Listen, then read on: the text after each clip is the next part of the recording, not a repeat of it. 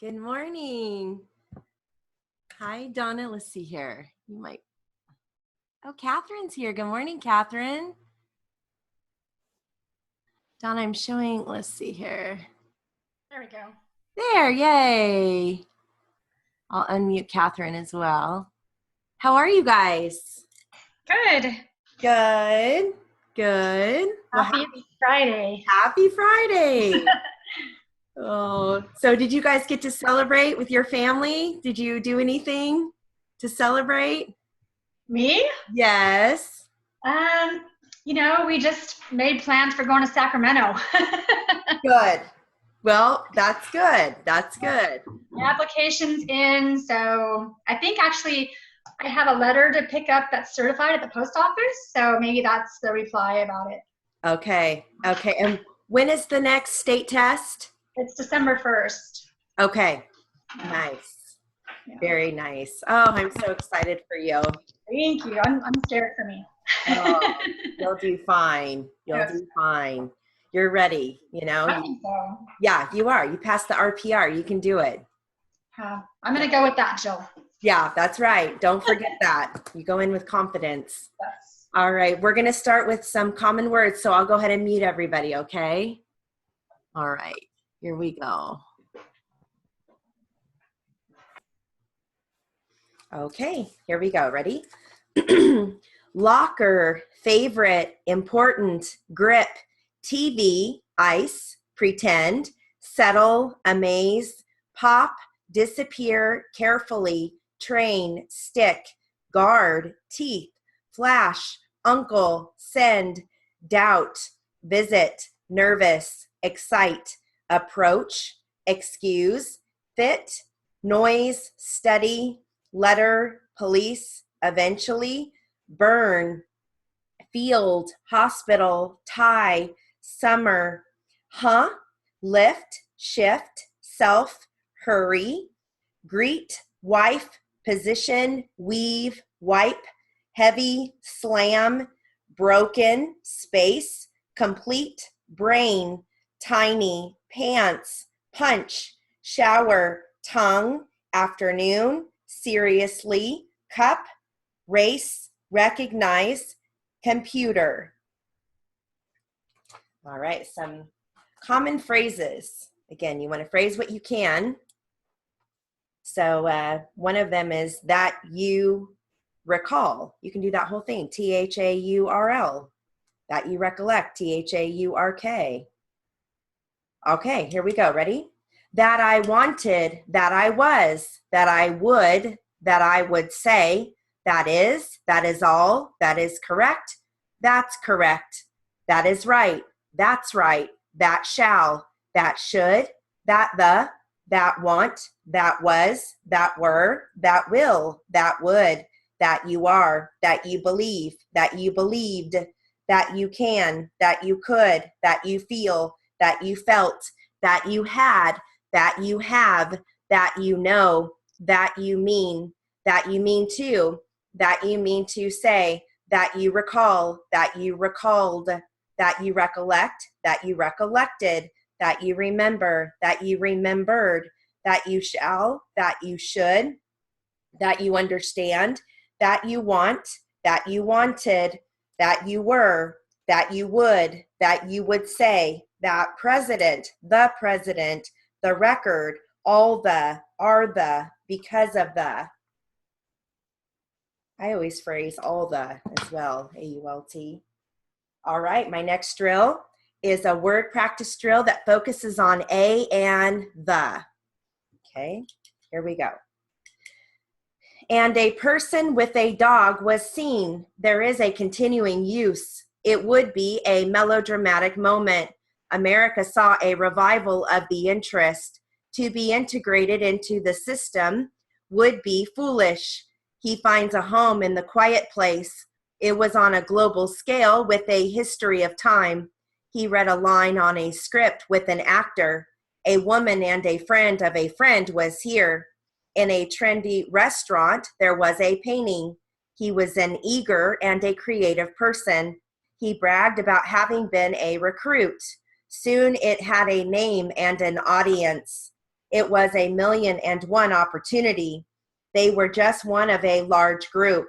I stood in a line for a short time.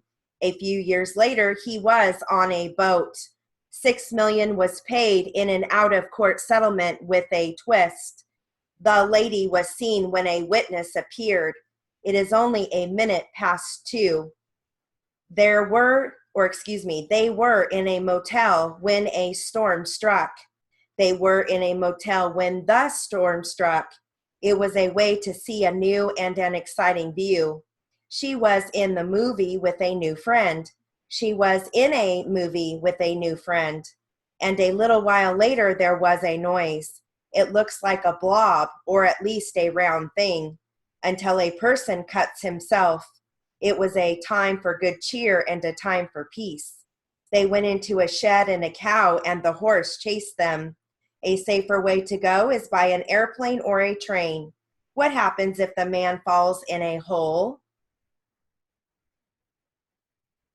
Okay. And then this kind of piggybacks off of what we just did. This focuses on of the, to the, for the, okay? Back of the door, report to the house, stop for the light, man of the hour, call to the station, party for the kids, end of the war, letter to the editor, subject for the speech, leg of the chair, note to the principal, chair for the patio, top of the heap, reference to the bill, gift for the child, rear of the car, advice to the patient, home for the aged, office of the president, petition to the court, ticket for the event, view of the scene, response to the ad, date for the trial, butt of the rifle, papers to the senator, tragedy for the family, root of the problem, case to the injury, case to the jury, hanging for the wall, piece of the rock, party to the action, passes for the concert, will of the majority, second to the motion, money for the homeless, report of the investigation, visit to the doctor, reason for the crime, treatment of the injury, nose to the grindstone, counsel for the defense, force of the collision, objection to the question, witness for the state. All right. Names and addresses. Here we go. Ready? Ms. Dora Murray, Murray, 5751 North Evangeline Street, Dearborn Heights, Minnesota. Ms. Loretta M. Contreras, Contreras, McKesson Corporation, One Post Street, San Francisco, California, 94104. Mrs. Ann T. Johnson, Johnson, Nova Chapter, PSI, 3245 Rio Drive, Apartment 307, Falls Church, Virginia, 22041. Mr. Ray G. Werner, Werner, Penwood High School, Green and Essex Avenue, Lansdowne, Oregon, 99050. Mr. David L. Wilson, College of the Palm Beaches, Fern Street, West Palm Beach, Florida, 33401. Miss Patty Vith, Veith, Amsco, 2424 West 23rd Street, Erie, Pennsylvania, 16514. Ms. Carol Abercrombie, Latina Data Systems, Microelectrics Division, 8450 West Park, Suite 109, Houston, Texas, 76063. Kobe A. Ramp, RAMP, Digital Equipment Corporation, 428 Main Street, Hudson.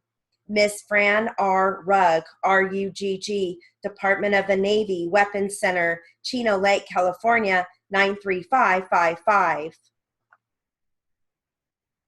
All right. I have some Tangle Tamers for you.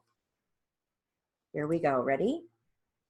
Bail bondsman, clinical study, customary manner, soul function, faithful performance, more convincing, vehicular homicide, ordinary care, reasonably deduced. Common law evidence includes avoid damage, infringement action, avoid confusion, transaction between similar circumstances, unanimous consent, interpret rationally, bench warrant, true bill, separate accidents, respective parties, evidence received, given situation, abiding conviction, special significance, proximate negligence, your deliberations, draw inferences, objections sustained, materially impaired, document creating, copy attached, calculated rebuttal, officials elected, infrequent occurrence.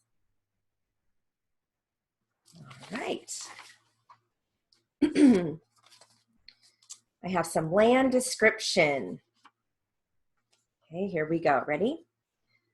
South 50 degrees, 48 minutes, 51 seconds west, a distance of 3 feet to a point in the southwesterly line of said Vista del Canyon, a private street, thence southwesterly and southwesterly along said southwesterly line by the following 3 courses. North 39 degrees, 11 minutes, 9 seconds west, a distance of 52.12 feet thence. North 53 degrees, 13 minutes, 19 seconds west, a distance of 8.28 feet in the beginning of a non-tangent curve, concave southerly, thence along the arc of said curve to the left to the southeasterly line of Sierra Highway, a radial bearing to said curve bears north 50 degrees, 48 minutes, 51 seconds east, said curve having a radius of 17 feet, arc length of 26.70 feet, and a central angle of 89 degrees, 59 seconds, 59 minutes, 57 seconds, thence northeasterly along said line, north 50 degrees, 48 minutes, 54 seconds east, a distance of 47.50 feet to the true point of the beginning. The above described parcel contains 5,753 square feet, more or less.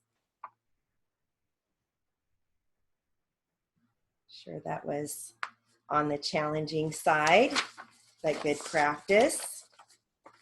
All right, consonant compounds. This focuses on initial WR, initial KH, final KS.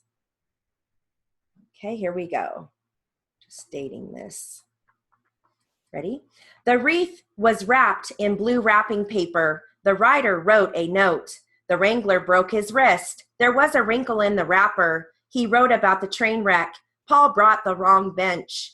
Paul brought the wrong wrench and took the chance to cheer up her chum. The chart and the chapters are numbered. The chairs belong to the children. Which channel would you like to choose? The child chased the ball. Kyle checked the chest and the chamber for Charles. Joe likes to stack the sticks. She never looks at her books when she cooks. Mary makes and bakes cakes. Dave bikes and hikes on Saturdays. Jan jokes and takes her time when she shakes the packages. The mics were moved during the earthquakes. Right.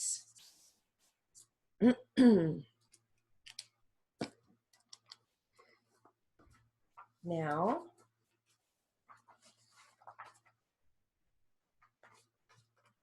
one of my last drills is going to focus on families that have the shush ending.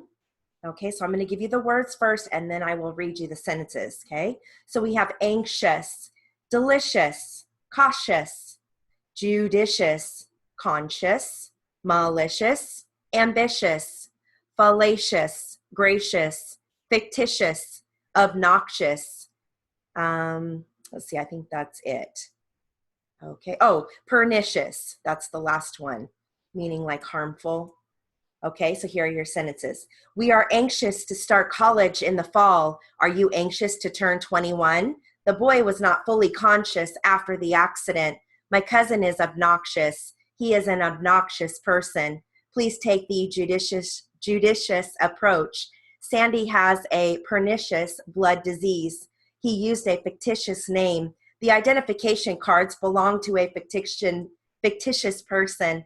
Julie is ambitious. She is an ambitious young woman. Please be cautious when crossing the street. Are you cautious at all times? Our host was gracious and kind.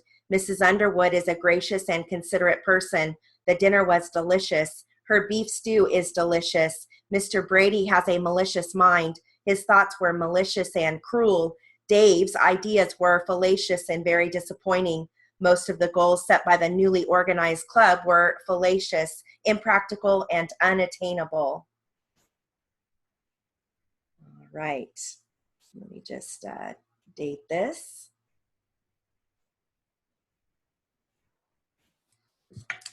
So I don't know about you guys, but I write those shush words as RBS.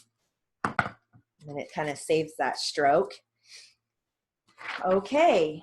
Let's see here. I brought an article. Let's see here. What did I do with my article? Shoot. Hold on one second, guys. I really wanted to read that. It was on motorcycles, and it focused. Darn it. I had it upstairs last night. I was marking it because it had a lot of initials in it. And I thought, oh, this would be a great. Hold on, guys. I'm sorry. I really, really wanted to read this article to you guys. Oh, here it is. I found it. I think it blew off from my fan here. Okay. I think this is going to be really challenging for you guys, which will be great. Let me give you a word list, okay? So my husband has a street bike, and he has this motorcycle magazine, and I was looking at it thinking, wow, this is going to be good for initials, because all of these motorcycles, they all have they're called Kawasaki Ninja ZX10R. So I thought, oh, wow, this is going to be a good one. Okay, so you're going to hear Atlanta, Swiss Alps, elevation changes, calculation, negotiate, steep downhill slopes, off camber curve, ZX10R, 1000 cc, sport bikes, Kawasaki, sport Kawasaki traction control, SKTRC, sophisticated, BMW S1000RR, sensational dynamic traction control, SKTRC, horsepower, gyroscopically, DTC, SKTRC, ZXRR, MotoGP, let's see, KTRC, TPS, CPS. I think that's it as far. Oh, you also are going to hear cylinders, Road Atlanta, analyzes, throttle position sensor, velocity, physics principle, delta, finite, intervention, frequency, stutter, emitted, indetectable, unfavorable, torque, proactive system, parameters, optimize, reactive traction control system, sensational dynamic traction control, sophisticated sport bike, negotiate, steep downhill slopes, and I think that's about it. All right, so I'm going to read this at 180. Okay, I have it marked, so I will read this at 180 because I think at 180 it's still don't. If it for some reason it feels like it's not as bad as I thought, then I'll bump it to 200. Okay, all right, here we go. Road Atlanta is a roller coaster of a place with more elevation changes than the Swiss Alps and blind rises that require intense concentration and precise calculation to negotiate properly. It's also fast, mixed with slow bus stop style corners waiting at more than one of its steep downhill slopes. Add in the odd off camber curve, and then you end up with a racetrack that isn't for the faint of heart, even less if the plan is to attack it aboard what may be the 1000 cc superbike class, most advanced sports bike yet, the 2011 Kawasaki Ninja ZX10R. But Kawasaki claims that the all-new ZX10R's crowing technological feature, Sport Kawasaki Traction Control, SKTRC, is so sophisticated that it will lower your lap times by allowing you to push the bike harder, even around racetracks you've never seen before. to an even greater degree than the BMW S1000RR sensational dynamic traction control. The SKTRC rewrites the rules of how 200 horsepower open class superbike power is managed. SKTRC explained, BMW's gyroscopically controlled DTC broke new ground in improving racetrack grip levels on leader class production superbikes, but Kawasaki's SKTRC takes the art of managing traction a quantum leap further. Perhaps it should come as no surprise that the system was developed on Kawasaki's ZXRR MotoGP bike, which was first debuted in 2002. We still think the BMW system is pretty darn good, as it represents arguably the best reactive traction control system on the market. BMW's DTC detects lean angle via its dual gyroscopes, compares it with the S1000RR's array of speed sensors and cuts power after it detects that the motorcycle is exceeding the fixed slip rates that are programmed into the system. In other words, spin up the back tire and the DTC will save you by adjusting fuel and ignition timing to reduce power until the system detects that the rear wheel is no longer sliding and or the lean angle returns to within the DTC's preset parameters. Kawasaki's SKTRC, on the other hand, is a proactive system with more unlimited parameters. It differs by actually predicting when traction conditions are about to become unfavorable and adjusting the power to optimize traction regardless of lean angle or wheel speed. The guiding physics principle behind the SKTRC is that of the delta, a term used to denote rate of change or the speed at which a variable change over a specific period of time. Put another way, two objects may increase in velocity the same amount, but one may do it much more quickly. The velocity amount is a given quantity, but the rate at which the two objects change in speed may not be. In the case of the SKTRC, these rates of change are observed by the ZX10R's host of speed sensors, which include a throttle position sensor, otherwise known as TPS, crank position sensor, CPS, which measures RPMs, gear position sensor, which measures transmission load, and either or both of the 10R's front and rear wheel speed sensors. Under acceleration, the ZX10R's ECU analyzes these changes at 200 times per second and then intervenes by plotting an ignition map that manages this rate of change according to what the program predicts the rider is trying to achieve on the bike or on the road. While Kawasaki admits that the amount of available maps in the program is finite, they number in the millions that are delivered to the engine often before the rider is even aware that the system has been activated. In fact, at Road Atlanta, the SKTRC's intervention was so subtle that I hardly realized it was working. The only way of knowing for sure was by observing the SKTRC bar graph located at the bottom of the LCD display on the ZX10R's instrument panel. Not something you can spend a lot of time studying when the speedometer above it is flashing and indicated 150 plus mile per hour on certain sections of the track. In fact, on the few occasions that I did detect an intervention by the SKTRC, it was more of a matter of hearing rather than feeling it work. In those instances, the system did its job by alternating, cutting spark energy to the inline 4 cylinders. The engine emitted a slight stutter with a frequency on the order of an angry swarm of bees, but the loss of power to the rear wheel was undetectable, at least by me. The SKTRC's abilities are illustrated even more profoundly in the way it reckons power slides and wheelies. While another system is designed to halt wheel spin, the SKTRC will allow the rider to power out of a turn with the rear wheel spinning as long as the system predicts the effective traction can be maintained. Using the TPS, it can discern if the rider is staying hard on the gas out of a corner despite spinning the wheel, and it will allow the spin to continue until it detects an unfavorable rate of change, such as if the rider rolls off the throttle or if the crank and or wheel sensors begin to speed up or spin up too quickly. And since the system does not rely on a gyroscope, it can distinguish between torque lift and excessive lift. So when the front end is aloft, The program monitors the rate of change between the front and rear wheel sensors and disregards the front wheel sensor's input until the difference in front and rear wheel speed exceeds the program's prediction. Full wheelie protection only comes into play as the system determines that the rate of change between the rear wheel speed sensor, CPS, and TPS is extended and the predicted safety zone.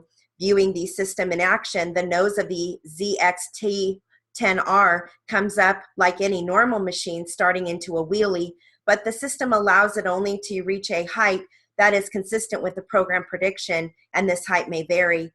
Rather than force the nose down like the BMW, the SKTCR or SKTRC allows the ZX10R to keep driving forward while the bike lofts the front end. At the maximum established lift height, either the system decides to intervene or gravity takes over. In this regard, the SKTRC differs from the BMW DTC, which also alters the power to effectively force the front wheel to return to the earth. And there's more, but I'm going to stop there. Was that pretty challenging? Yeah, I figured it was. That's okay. You never know, like if you're in court or as a depot reporter, I heard everything. I think I shared this in theory once, but one time I had a depot on a man that was suing a fish tank company because he had exotic saltwater fish and there was a malfunction with the tank. So they had an expert come in to talk about all of these different types of fish and the temperatures and kind of like this, you know, and it was so random. So that's when I really realized like, wow, like I literally can hear anything in these, you know, in depositions or in court, you know. So when I see this stuff, I think, you know, my husband was like, you didn't ask me if you could mark on that. Cause you know, look at my page. I mark it up so I can, he's like, you didn't ask me. I said, I'm sorry. I just saw that. I was like, ooh, that's a good piece.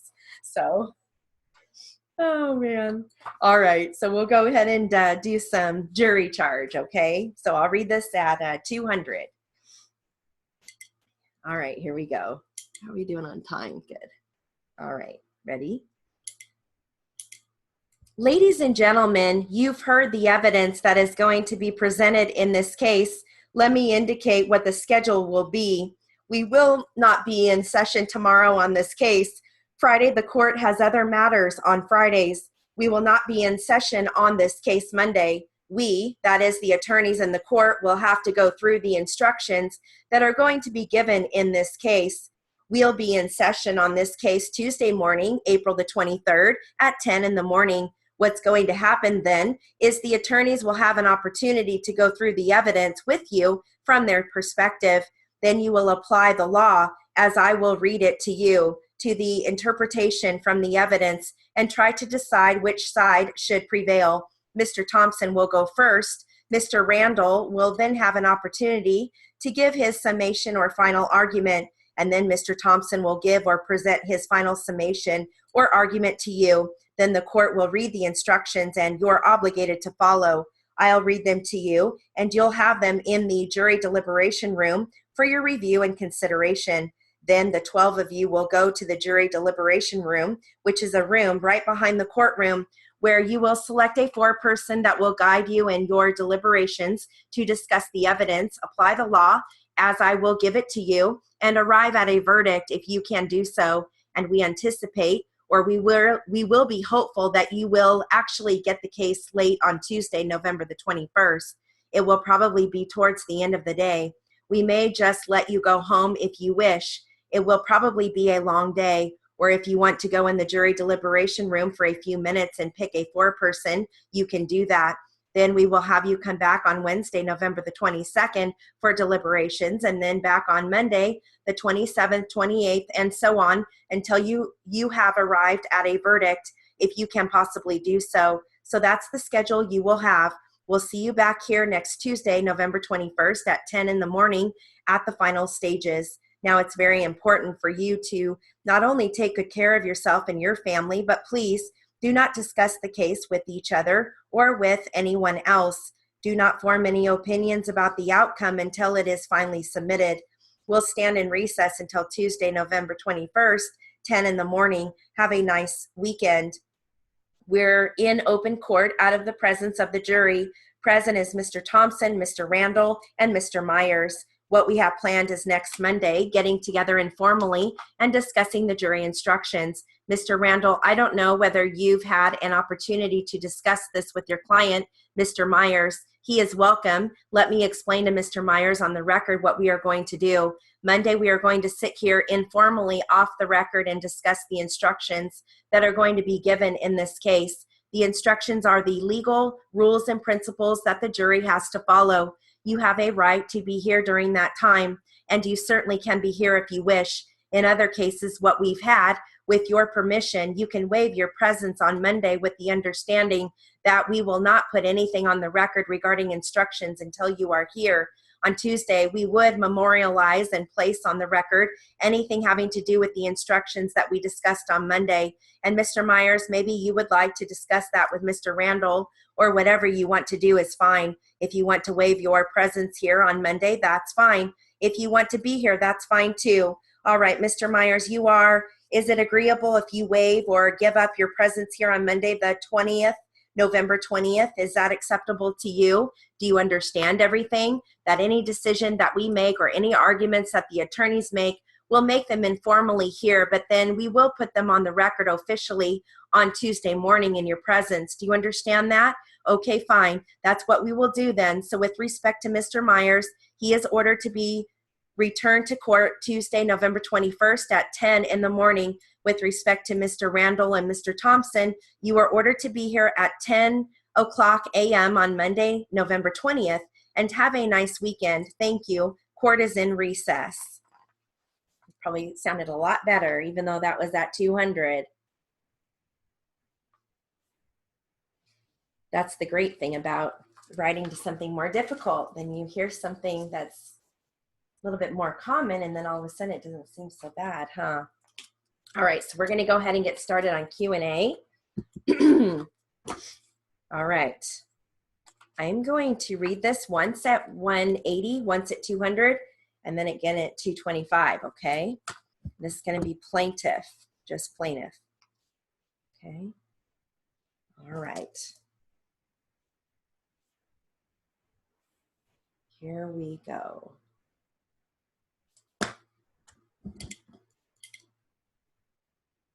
Okay, ready? 180.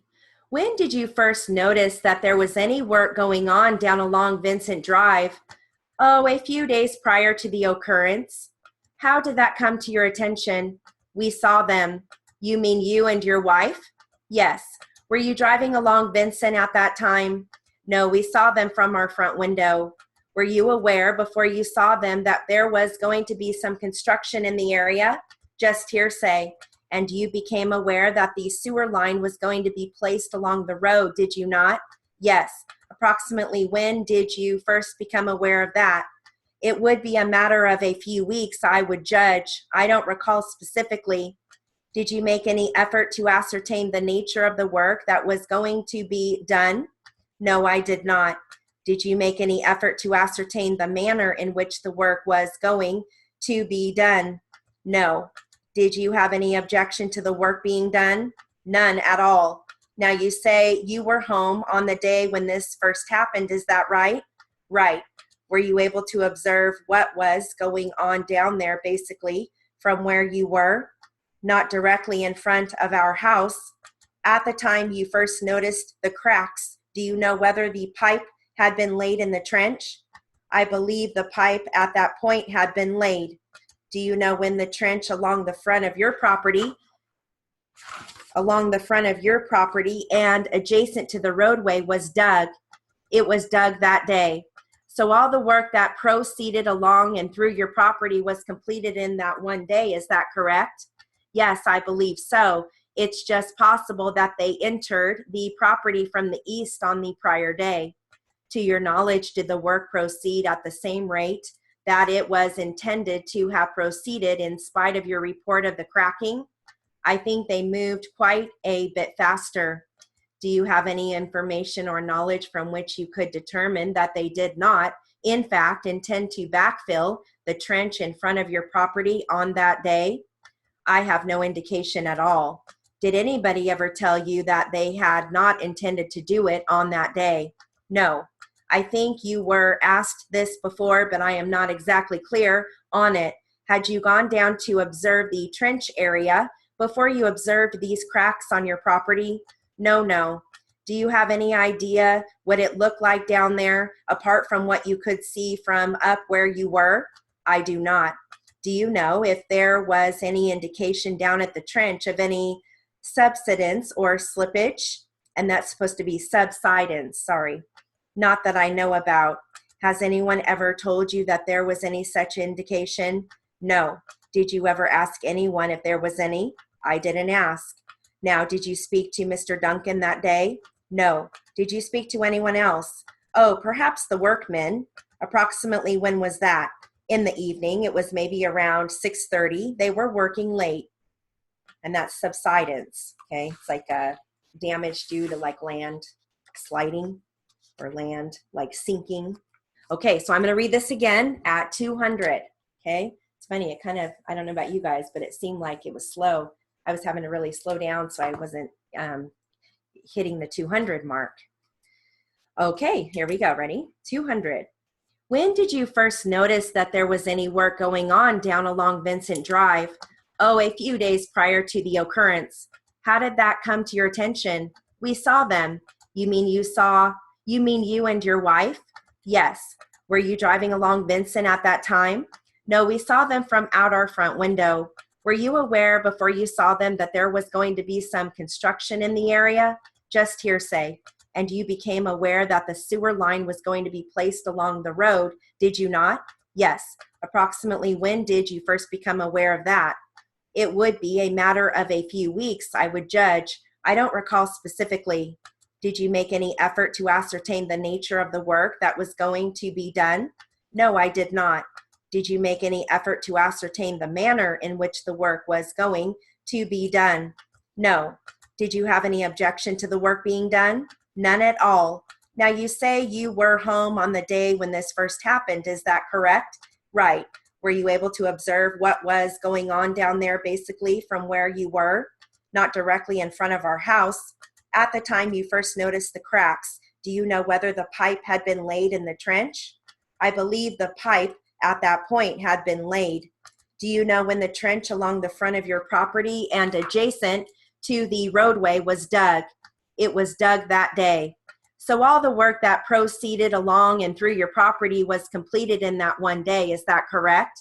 Yes, I believe so. It's just possible that they entered the property from the east on the prior day. To your knowledge, did the work proceed at the same rate that it was intended to have proceeded in spite of your report of the cracking? I think they moved quite a bit faster. Do you have any information or knowledge from which you could determine that they did not, in fact, intend to backfill the trench in front of your property on that day? I have no indication at all. Did anybody ever tell you that they had not intended to do it on that day? No. I think you were asked this before, but I am not exactly clear on it. Had you gone down to observe the trench area before you observed these cracks on your property? No, no. Do you have any idea what it looked like down there, apart from what you could see from up where you were? I do not. Do you know if there was any indication down at the trench of any subsidence or slippage? Not that I know about. Has anyone ever told you that there was any such indication? No. Did you ever ask anyone if there was any? I didn't ask. Now, did you speak to Mr. Duncan that day? No. Did you speak to anyone else? Oh, perhaps the workmen. Approximately when was that? In the evening. It was maybe around 6:30. They were working late. All right, so I'll read this one last time at 225. Okay. All right, here we go. When did you first notice that there was any work going on down along Vincent Drive? Oh, a few days prior to the occurrence. How did that come to your attention? We saw them. You mean you and your wife? Yes. Were you driving along Vincent at that time? No, we saw them from our front window. Were you aware before you saw them that there was going to be some construction in the area? Just hearsay. And you became aware that the sewer line was going to be placed along the road, did you not? Yes. Approximately when did you first become aware of that? It would be a matter of a few weeks, I would judge. I don't recall specifically. Did you make any effort to ascertain the nature of the work that was going to be done? No, I did not. Did you make any effort to ascertain the manner in which the work was going to be done? No. Did you have any objection to the work being done? None at all. Now you say you were home on the day when this first happened. Is that correct? Right. Were you able to observe what was going on down there, basically from where you were? Not directly in front of our house. At the time you first noticed the cracks, do you know whether the pipe had been laid in the trench? I believe the pipe at that point had been laid. Do you know when the trench along the front of your property and adjacent to the roadway was dug? It was dug that day. So all the work that proceeded along and through your property was completed in that one day. Is that correct? Yes, I believe so. It's just possible that they entered the property from the east on the prior day. To your knowledge, did the work proceed at the same rate that it was intended to have proceeded in spite of your report of the cracking? I think they moved quite a bit faster. Do you have any information or knowledge from which you could determine that they did not, in fact, intend to backfill the trench in front of your property on that day? I have no indication at all. Did anybody ever tell you that they had not intended to do it on that day? No. I think you were asked this before, but I am not exactly clear on it. Had you gone down to observe the trench area before you observed these cracks on your property? No. Do you have any idea what it looked like down there, apart from what you could see from up where you were? I do not. Do you know if there was any indication down at the trench of any subsidence or slippage? Not that I know about. Has anyone ever told you that there was any such indication? No. Did you ever ask anyone if there was any? I didn't ask. Now, did you speak to Mr. Duncan that day? No. Did you speak to anyone else? Oh, perhaps the workmen. Approximately when was that? In the evening. It was maybe around 6:30. They were working late. All right. How are we doing on time? Good. We're doing okay. All right. So we're going to do some, how about 225? How about if I read you 225? I've been marking this transcript. My father-in-law, I think I told you guys, recently passed away, and he's only been retired 2 years, and so he passed away suddenly, but he was an attorney here in in this area. So he gave me a bunch of his transcripts, and I changed the names, of course, but I got some new transcripts, and it's just kind of neat to see his name, on these court transcripts. So anyways, I've been marking this one up. So, okay, so we'll go ahead and do this. This is definitely for voice because it's court, okay? So it's going to start with plaintiff attorney. Okay, and I'll read this at 225. Okay, here we go. Did he tell you what these white male subjects were doing? He said he saw them in the truck. Okay, so you stated earlier there was a white flatbed truck? Yes. Did Mr. Randall tell you what he observed about this white flatbed truck? Yes. What did he observe? He said he saw a pole matching the description of the missing pole, which was cut up in pieces on the back of the truck. And what did Mr. Rundle see next? He saw the vehicle leave, the flatbed truck leave occupied by the two white male subjects leaving the residence. What did Mr. Rundle do after he saw the white flatbed truck leave? He followed it. What did he do after that? He contacted our dispatch, our safety dispatch, who subsequently contacted the San Bernardino County Sheriff's Department. When did you arrive on the scene? I arrived on scene approximately 1 or thereabouts, maybe 1:30. Where did you make contact with Mr. Rundle? The sheriff. I made contact on Coughlin Road. Is that where the Sheriff's Department stopped the white flatbed truck? Yes. Mr. Rodriguez was on the scene at that point? Yes. Now, did Mr. Rundle have an opportunity to examine the cut-up pole pieces that were on the flatbed truck? Yes. What did he tell you about those cut-up pole pieces? He said he positively identified the pole as the same missing pole from the railroad property. Now, did Mr. Rundle provide you with an estimated value of that pole? Yes. What did he tell you was the value of the pole? He said the total value was $5,000, including labor costs. I object, move to strike. That lacks foundation. How he knew the value. Well, Mr. Mendoza, I believe that he has a right to state his opinion on the value. It's one of those interesting evidence code sections. Even though I don't know what the foundation for that opinion is, I'm going to overrule your objection, okay? Did Mr. Rundle provide you with an estimate for the part itself? Verbally, yes. What did he tell you that value was? Approximately $2,500. Now, did Mr. Rundle have a chance to see the driver of the vehicle, the white flatbed truck? Yes. Did Mr. Rundle identify the driver of the vehicle to you? Yes. Okay, and you made contact with the driver of that vehicle? Yes. And during the course of your investigation, did you identify the driver of the vehicle by name? Yes. What was his name? That was Mr. Miller. Do you know the first name? James. And can you see James Miller in the courtroom today? Yes. Can you tell us where James Miller is sitting and what he's wearing? Seated next to counsel with the red tie, and the Mr. Miller is wearing a blue polo shirt with black stripes. Okay, Your Honor, may the record reflect the witness has identified the defendant. Any objection, Mr. Mendoza? No, Your Honor. Okay, it will be so noted in the record. Now, during the course of your investigation, were you able to obtain Mr. Miller's address? Yes. What was the address of his residence? 8550 Sandbar in the city of Phelan. That's the residence where the drag marks had led to? Yes. Now, did Mr. Rodriguez identify anyone else inside the white flatbed truck? Yes. Who did he identify? Mr. Wilson. Mr. Wilson was a passenger in the vehicle? Yes. You made contact with Mr. Wilson? Yes.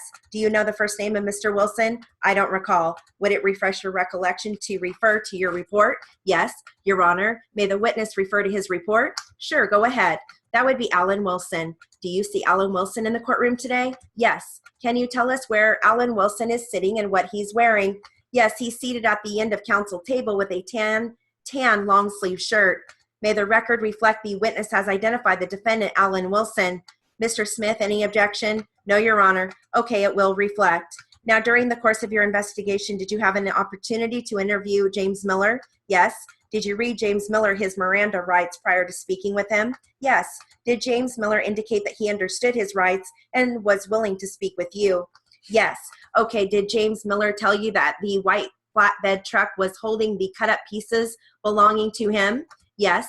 And what did James Miller tell you about the cut up pole pieces that were found on the truck? He said that he cut up the pole and put it in his truck. Did he tell you where he found the pole? Yes. Where did he find the pole? Near Oasis Road in the city of Phelan. Did he tell you specifically where on Oasis Road? In the dry wash. And did he tell you what he did, how he went about taking the pole out of the wash? He said he dragged it with the same white flatbed truck.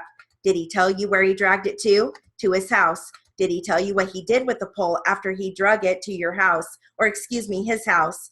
Yes. What did he do with it? He cut it up with a torch. Did Mr. Miller tell you if anyone helped him in dragging the pole and cutting it up? Yes. Who did he tell you helped him? That would be Alan Wilson. Did Mr. Miller tell you that he was going to do? Did he tell you what he was going to do with the cut up pole? Yes. What was he going to do with it? He was going to take it to a metal recycler to recycle it for cash. Did Mr. Miller tell you if he thought the pole belonged to anybody? Yes. Who did he tell you the pole belonged to? Edison. He thought it belonged to Edison. What do you mean by Edison? Southern California Edison. Now, did Mr. Miller tell you that he had permission to remove or take that pole from Southern California Edison? Yes, he told me. What did he tell you? He told me no, he did not. Did Mr. Miller tell you if he had permission to remove or take that pole from Union Pacific Railroad? Yes, he told me. What did he tell you? No, he did not have permission. Did Mr. Miller tell you that the pole belonged to him? Yes, he told me. He said no, it was not his? Yes, he did. Now, during the course of your investigation, did you also have an opportunity to interview Alan Wilson? Yes. Did you read Alan Wilson his Miranda rights prior to speaking with him? Yes. Did Alan Wilson indicate that he understood his rights and was willing to speak with you? Yes. What did Alan Wilson tell you about the cut-up pole pieces that were found on the truck? He said that he was with Mr. Miller when they discovered the pole and when they cut it up and they transported it from Mr. Miller's house. Did he tell you he helped Mr. Miller drag the pole to Mr. Miller's house? Yes. And you said that he helped Mr. Miller cut it up? Yes. Did Mr. Wilson tell you who he thought the pole belonged to? I'd have to refer to my report to be accurate. Would that refresh your recollection? Yes. Your Honor, may the witness refer to his report? You may. Thank you, yes. What did Mr. Wilson tell you about who he thought the pole belonged to? Mr. Wilson told me that he believed it also belonged to Edison. Did Mr. Wilson tell you he had permission to take the pole from Southern California Edison? Yes, he told me. What did he tell you? No, he did not. And did Mr. Wilson tell you if he had permission from Union Pacific Railroad to take the pole? Yes, he told me. What did he tell you? No, he did not. Did Mr. Wilson tell you if the pole belonged to him? Yes, he told me. What did he tell you? No. Did Mr. Wilson tell you what he was going to, why he was helping Mr. Wilson? I'm sorry. Did Mr. Wilson tell you why he was helping Mr. Miller? Yes. Why was that? To split the money that they were going to get from the recycler. I have no further questions. Okay, Mr. Mendoza, will you go first? I sure will. Thank you. Good morning, officer. Good morning, counsel. Now, when you talked to Mr. Wilson and Mr. Miller, was that April 8th, 2010? Yes. The day after Mr. Rundle, and I'm sorry, the day after you spoke to Mr. Rundle, the day after I spoke with Mr. Rundle, yes. Didn't you speak to Mr. Rundle on April 7th? No. That was April 8th? Yes. Okay, isn't it true that Mr. Rundle told you that when he went to Mr. Miller's residence and observed the pole, that it was the pole in question that was cut up, that it was not hidden? Yes. It was an open view, correct? Yes. Did you observe the pole yourself? Yes. Did you observe any markings on the pole that said, that indicated that it belonged to Southern California Edison or Union Railroad, Union Pacific Railroad? No. Did Mr. Rundle tell you whether these poles had markings on them that said property of Union Pacific Railroad or anything along those lines? Yes, he told me. What did he tell you? They were not stamped or marked. Is it fair to say that it's a smooth metal pole? No. It's not smooth? No. Okay, what about the length? Did Mr. Rodriguez tell you that all Union Pacific metal poles are exactly 45 feet in length? No, he didn't tell me that. Who was it that told you that they're 45 feet in length? He never told me all Union Pacific poles are 45 feet. He told you that one in particular pole, that one pole was 45 feet in length? No, he didn't. Where did he get the number 45 feet in length from? He told me specifically the poles for the positive train control system were 45 feet in length, custom made for the positive train control only. Was he able to tell you whether the pole that was missing was 45 feet in length or say 50 feet in length? Yes. What did he tell you? He told me it was 45 feet in length approximately. Did you observe drag marks for yourself from the area where Mr. Rundle told you he last saw the metal pole? Yes. Did you follow those drag marks to the wash area? Yes. Was that near Oasis Road, as Mr. Miller told you? Yes. What did you observe? Isn't it true at Oasis Road you observed not a continuous drag mark? In other words, there wasn't a continuous drag mark through the wash. Is that fair to say? Without semantics, no, I misunderstood your question. If you could, let me rephrase the question. Okay, thank you. Is it true that you did not observe a continuous drag mark from the location where Mr. Rundle last saw the pole on Union Pacific property to Mr. Miller's residence? Yes. There was a break in the drag mark located at the wash near Oasis Road. Is that fair to say? Yes. What did you observe when you saw that wash area on Oasis Road? Did you observe random footprints and markings? What did you see in the ground? I saw tire tracks and drag marks. The drag marks were very obvious to me from the location at the railroad tracks through the dry wash towards Oasis Road. Then you saw eventually a drag mark pick up out of the wash leading to Mr. Miller's residence. Is that fair to say? I'm sorry, could you repeat that? You observed a new drag mark leading from the wash near Oasis Road to Mr. Miller's residence? No, I wouldn't call it a new drag mark, no. What do you call it, an old drag mark? I would say that, Your Honor, I'm going to object with regard to him answering that question without laying a foundation. No, you can cross-examine him on it too, overruled. Could you repeat the question? How would you describe the drag mark that you saw leading from the wash to Mr. Miller's residence?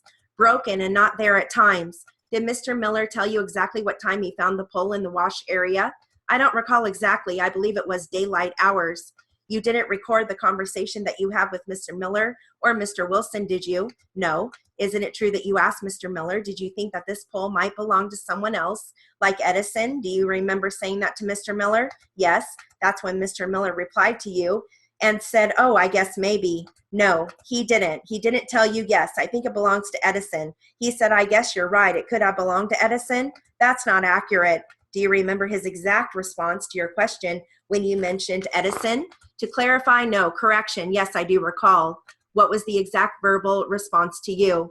His exact response I cannot give you because I don't have it on tape. I can give you what he told me and what I remember. All right. Ooh. How was that?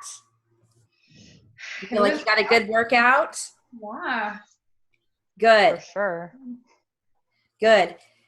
And that was a continuous 225. So, you know, we went quite a while. Yeah. And just remember too, you guys, if you're writing 225, just remember that state test is at 200.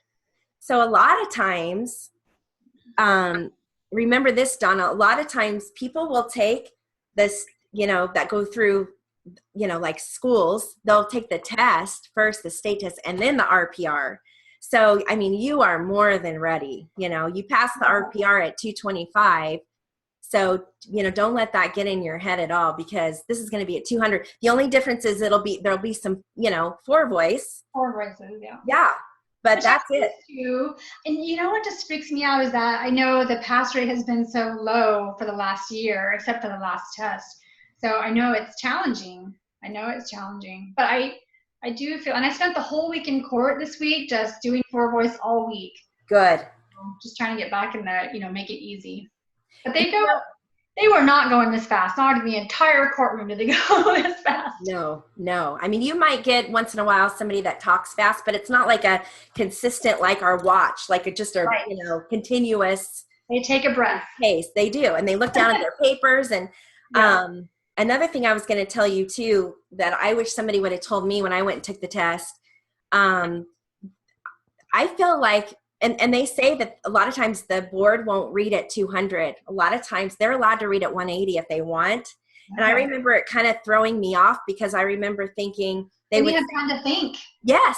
Like they would say, I don't recall. And I remember thinking, oh my gosh, it's so slow. Like, should I write out, I don't recall? And then I'm like, no, just use your, YORL, like use your brief, because it almost like threw me off a little bit, because I felt like it was so much slower than 200. So just don't freak out if you feel like, okay, this doesn't seem like 200, because that and do they have like a practice session the night before? Yes. I was thinking we were going to drive and like take a couple days and drive up there rather than fly, because I hate flying. I will do it, but I just hate it.